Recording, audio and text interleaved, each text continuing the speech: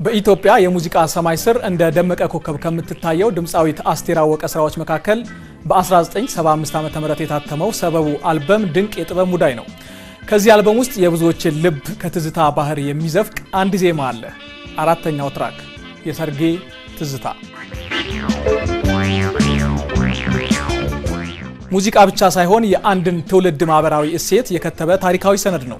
ይህ ስራ በ5 ደቂቃ ከ44 ሰከንዶች ውስጥ አንዲት ሙሽራ ከናፈቀችው የልጅነት ጎጆዋ ተለይታ ወደማታውቀው አዲስ ዓለም የምታደርገውን የሽግግር ጉዞ እንደ ጥልፍ ስራ ተብትቦ ያሳየናል።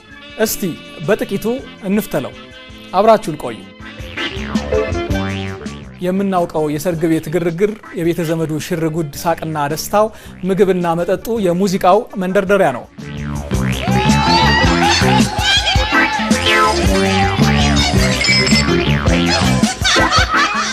ትዝታው በናፍቆት ይቀሰቀሳል። ሙሽራዋ ያን ዕለት ከየትኛውም ጊዜ በላይ አምራና ተውባ የታየችበትን አፍታ ስታስታውስ ትላንትና ዛሬ ተጋጥመው በአይነ ህሊናዋ ድቅን ይላሉ። ከዓመታት በፊት የነበረ አንድ ታላቅ ድግስ በአይነ ህሊናችን ይከሰታል። ሙሽራዋ በመስታወቱ ፊት ቆማለች። የዛሬዋ እመቤት የትላንቷን ኮረዳ ትመለከታታለች። በዚያ ቅጽበት ከአስቴር አወቀ አንደበት የሚፈሱት ቃላት እንደ ጤዛ ይረግፋሉ።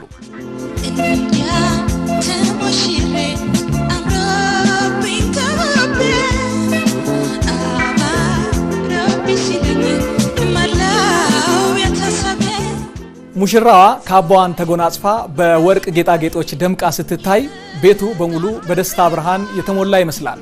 ቤተሰቦቿ በኩራትና በአድናቆት ሲመለከቷት፣ እርሷ ግን በትህትና አይኗን ሰበር አድርጋለች። ይህ ትዕይንት የውበት ብቻ ሳይሆን የክብር መግለጫ ነው። ትዳር የሰው ልጅ ሁለተኛ ልደቱ ነው እንደሚሉት ያቺ ልጅ ከትላንት ማንነቷ ወጥታ ወደ አዲስና የከበረ የህይወት ምዕራፍ የምትሸጋገርበት ቅጽበት ነው። ሙሽራዋ በዛ ዕለት በአዲስ ማንነት፣ በአዲስ ተስፋና በቤተሰብ ምርቃት ስትጥለቀለቅ ያ ያሳለፈችው ደስታ ዛሬም ድረስ በልቧ ውስጥ እንደ ሻማ ይበራል። ዛሬ ላይ ሆና ወደ ኋላ ስትመለከት ያ ምስል ደብዝዞ ወይም በጊዜ ብናኝ ተሸፍኖ አታገኘውም። ይልቁንም ዛሬም በአይን ባይኔ ይመጣል ትዝታ እንዴት እንደነበር የሰርጌ ሁኔታ ትላለች። ዛሬም በአይን ባይኔ ይመጣል ትዝታ። እዚህ ጋር ዜማ ወርቃማ ቀለም ይኖረዋል። ትዝታው ልክ እንደ ትኩስ ፎቶግራፍ ሁሌም ሕያው ነው። ያን ዕለት የተቀባችው ሽቶ፣ የዘመዶቿ ሳቅ፣ የጭፈራውና የሆታው ድምፅ ዛሬም በጆሮዋ ያቃጭላል። ትዳርን እንደ አንድ ትልቅ የተስፋ መርከብ ብትመለከት ይህ የውበትና የድምቀት ስዕል መርከቧ ጉዟ የጀመረችበት የባህር ላይ ካርታ ነው። አስቴር በድምጿ የምትስለው ይህ ትዝታ ሙሽራዋ በዛ ዕለት በአዲስ ተስፋና በቤተሰብ ምርቃት ስትጥለቀለቅ ያሳለፈችው ደስታ በልቧ ውስጥ እንደማይጠፋ ሻማ ለዘላለም ተለክሶ መቅረቱን ያረጋግጥልናል። ይህ ክፍል በሙዚቃ ውስጥ የሰርጉን ዕለት የመክፈቻ ድምቀት አድርጎ በመሳል አድማጩን ወደ ጥልቁ የትዝታ ባህር ውስጥ ይዞት ይነጉዳል። ወደ ሩቅ፣ ወደ ትዝታ፣ ወደ ያኔው ዘመን። ሙዚቃው ይቀጥላል። የሆታ ድምፅ ቀዝቀዝ ብሎ የክራሩ ቅላጼ ለየት ያለ የናፍቆት ቃና ያመጣል። በዚህ ቅጽበት ሙሽራዋ በደስታና በሐዘን መገናኛ መንገድ ላይ ቆማለች። ሰርግ የደስታ ማማ ቢሆንም መሰረቱ ግን መለየት ነው። ከወላጅ እቅፍ መውጣት፣ ያደጉበትን ሰፈርና ያካበቱትን የልጅነት ትዝታ ጥሎ መሄድ የራሱ የሆነ የልብ ስብራት አለው። አስቴር ይህንን በሙሽራዋ አይን የሚታየውን ስጋትና መረበሽ በአጽናኝ ቃላት እንዲህ ትከትበዋለች። አይዞሽ ሙሽሪት አይበለሽ ቅር አይበለሽ ቅር ትዳር ጥሩ ነው ያሞቃል ፍቅር ያሞቃል። እዚህ ጋር በሙዚቃው ከዜማነት ባለፈ እንደ አዛውንት የባህል መምህር ይመክራል። ትዳር የሰው ልጅ ካለበት ብቸኝነት የሚወጣበት፣ የልብ ትርታን የሚጋራበት የፍቅር ማሞቂያ እንደሆነ ይነግራታል። ሙሽሪት ከትላንት ሐዘን ወጥታ ለነገው ተስፋ እንድትታጠቅ ብርታት የሚሰጣት ይህ የትውልድ ተረካቢነት እውነት ነው። እዚህ ጋር ዜማ ወደ ዋናው የቃል ኪዳን ስነ ስርዓት ይሻገራል። ዓመት እንደ መጸው ቅጠል ቢረግፍም ያ የእጅ በእጅ የተያዙበት ቅጽበት በልብ መዝገብ ላይ በወርቅ ቀለም እንደተጻፈ ይኖራል። አስቴር የሰርጓ ትዝታ ፈጽሞ የማይደበዝዝ የማይሰለችና ሁሌም ትኩስ መሆኑን በናፍቆት ትነግረናለች።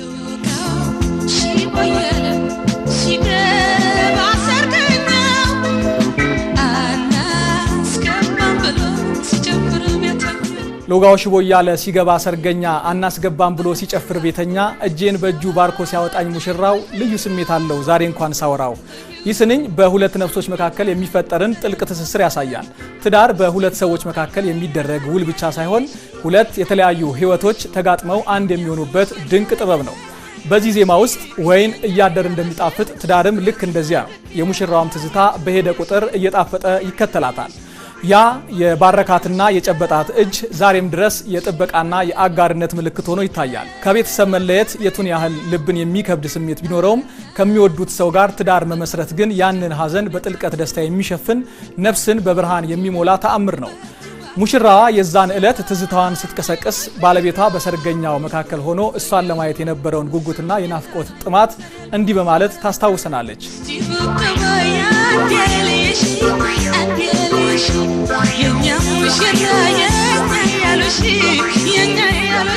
በዚህ ስንኝ ውስጥ የምንረዳው ትልቅ እውነት አለ። ሙሽራዋ በዘመዶቿና በቤተሰቦቿ ተከባለች። ሁሉም ሊሰናበቷት፣ ሊያቅፏትና ሊስሟት ይረባረባሉ። ለእነርሱ እርሷ ገና ሕፃን ልጅ ናት። ባለቤቷ ግን በናፍቆት አይኖች እርሷን ይፈልጋል። በዘመዶቿ እቅፍ ውስጥ ተሸሽጋ ለአፍታም ቢሆን ከአይኑ በመጥፋቷ በየት አድርጌ በየት ልይሽ እያለ ሲብሰለሰል ዛሬ ላይ ሆና ስታስበው በፈገግታ ትገረማለች። ትዳር ማለት እንዲህ ነው። አንድ ወገን ልጄ ብሎ ሲያቅፋት፣ ሌላኛው ወገን ደግሞ እመቤቴ ብሎ ሊረከባት ይጓጓል። ይህ ትዕይንት በሁለት ዓለማት መካከል ያለ ድልድይ ነው።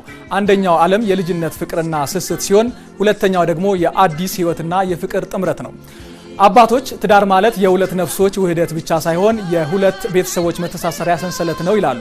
ሙሽራዋ በዘመዶቿ መታቀፏ የፍቅራቸው መገለጫ ሲሆን፣ ባለቤቷ ሊያያት መጓጓቱ ደግሞ የነገው ተስፋቸው ማረጋገጫ ነው። አስቴር ይህንን የናፍቆትና የጥበቃ ቅጽበት በዜማዋ ስታስተሳስረው ትዝታው ልክ እንደ ትላንት ትኩስ ሆኖ በልባችን ውስጥ እንዲቀረጽ ታደርግልናለች።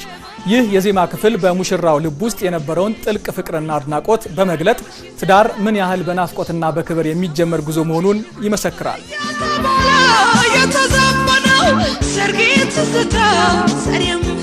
ዜማዋ የሚቀጥለው የሰርጉ ድግስ ወደ ማብቂያው ሲቃረብና የሽኝቱ ሰዓት ሲደርስ በሚፈጥረው ያ ድንቅ የባህል ሽኩቻ ነው። የሙሽራዋ ወገኖች ልጃቸውን በቀላሉ አሳልፈው ለመስጠት አይፈቅዱም። የልጃቸው ውድነትና ክብር በጭፈራና በሆታ እንዲመሰከር ይሻሉ። የሙሽራው ወገኖችና ሚዜዎች በደስታ ብዛት ዝምታ ውስጥ ሲገቡ፣ የሙሽራዋ ቤተሰቦች ያቺን የመሰለች ኮረዳ አሳልፈው የመስጠታቸውን ከባድነት በዜማ እንዲህ ገልጹታል። ምንድነው ዝምታው ሚዜው ጨፍር እንጂ ሰተነው የለም ወይ እቺን መሳይ ልጅ።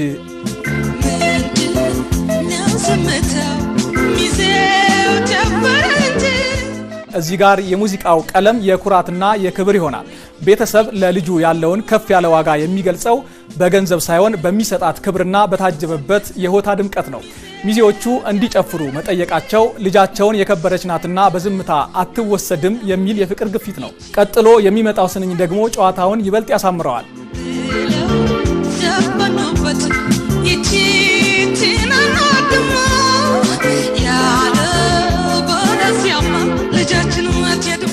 ይህ የጨዋታ ዛቻ በውስጡ ትልቅ ትርጉም አለው። ትዳር በሁለት ወገኖች መተማመንና መከባበር ላይ የሚቆም ሕንፃ መሆኑን የሙሽራዋ ወገኖች ልጃቸውን ልንሰጣችሁ የወሰንነው እንድትንከባከቧትና እንድታከብሯት ጭምር ነው የሚል የትዕዛዝ ድምፅም አለው።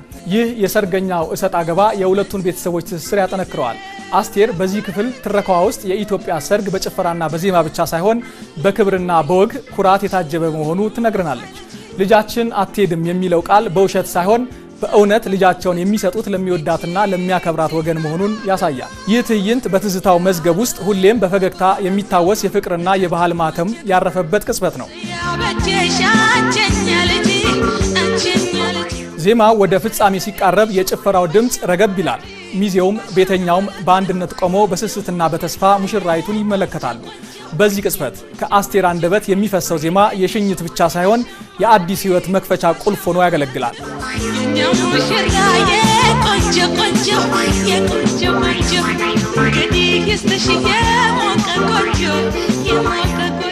ቤተሰቦቿ ለዓመታት የሳሉትን በእንክብካቤ ያሳደጓትን ልጃቸውን በምርቃት ለባለቤቷ ያስረክባሉ። የኛ ሙሽራ የቆንጆ ቆንጆ እንግዲህ ይስጥሽ የሞቀ ጎጆ ብለው መርቀው ይሸኛሉ። እዚህ ጋር የሞቀ ጎጆ የሚለው ሐረግ በዘፈኑ ውስጥ ትልቅ ስፍራ የሚሰጠው መንፈሳዊ ቀለም ነው። የጎጆ ሙቀት በውስጡ የሚኖሩት ሁለት ነፍሶች በፍቅርና በመከባበር ተሳስረው ቤቱን ከውጭው የህይወት ማዕበል የሚጠብቁበት የነፍስ መጠለያ መሆኑን ያበስራል። አያቶቻችን ትዳር ማለት መርከብ ነው፣ ፍቅር ደግሞ ባህሩ ነው፣ መከባበር ደግሞ መርከቧን የሚያጸናው መልሕቅ ነው ይላሉ። ይህ ምርቃት ሙሽራዋ ወደ መርከቧ ስትገባ የሁልጊዜ ስንቅ እንዲሆናት የሚሰጥ የመልካም ምኞት ማህተም ነው።